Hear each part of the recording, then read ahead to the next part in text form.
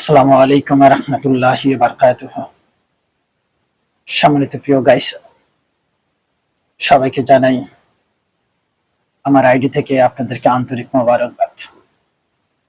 বিশেষ একটি মুহূর্ত নিয়ে, বিশেষ একটি কষ্ট, বিশেষ একটি মনোবেদনা, বিশেষ একটি ক্ষুণ্ণ হৃদয় নিয়ে আপনাদের সামনে হাজির।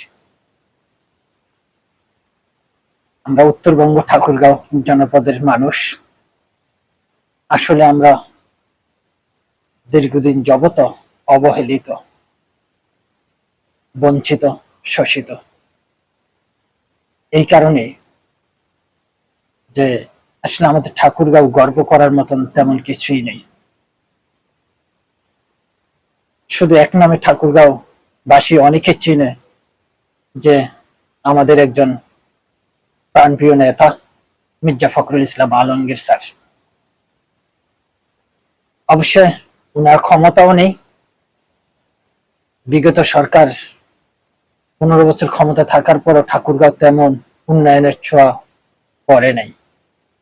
অনেকদিন যাবত ঠাকুরগাঁও বাসীর মনে একটা আশা ছিল, ঠাকুরগাঁও একটি মেডিকেল কলেজ। কিন্তু সে মেডিকেল কলেজটি হওয়ার কথা যে কারণবশত ঠাকুরগাঁও আর মেডিকেল হয়নি। আমাদের পার্শ্ববর্তী জেলা দিনাজপুর, সেখানে আব্দুর রহিম মেডিকেল কলেজ আছে। দিনাজপুর অনেক কারণে উন্নত। তারপরে রংপুর একটি বিভাগ, রংপুর মেডিকেল কলেজ আছে। উন্নত চিকিৎসার অনেক কিছু সেখানে আছে। তারপর সৈয়দপুর, সেখানে বিমানবন্দর আছে। কিন্তু আমাদের ঠাকুরগাঁও তেমন কিছু নেই। ঠাকুরগাঁও একটি বিমানবন্দর আছে, তারপর সেটি অচল।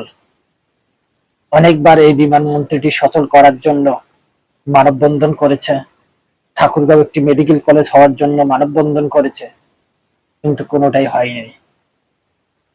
তাই আসছে যেহেতু চীন সরকার বাংলাদেশে হাসপাতাল তৈরি করার ঘোষণা দিয়েছিলেন,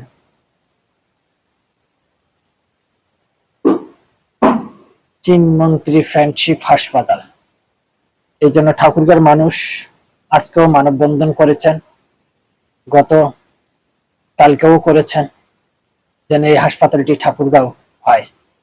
এই হাসপাতালটি ঠাকুরগাঁও হলে আসলে ঠাকুরগাঁও যে 5টি উপজেলা আছে, তারপরে পঞ্চগড়ের যে কয়েকটি উপজেলা আছে, তারপর এদিক দিয়ে দিনাজপুর, সৈয়দপুর, মোটামুটি 15-20টা থানার লোক উপকৃত হবে যদি ঠাকুরগাঁও সেই হাসপাতালটি হয়। এই হাসপাতালটি হওয়ার কারণে ঠাকুরগাঁও বিমানবন্দরটি যদি চালু হয়, ঠাকুরগাঁও আসলে উন্নয়নের ছোঁয়া সেখান থেকে শুরু হবে।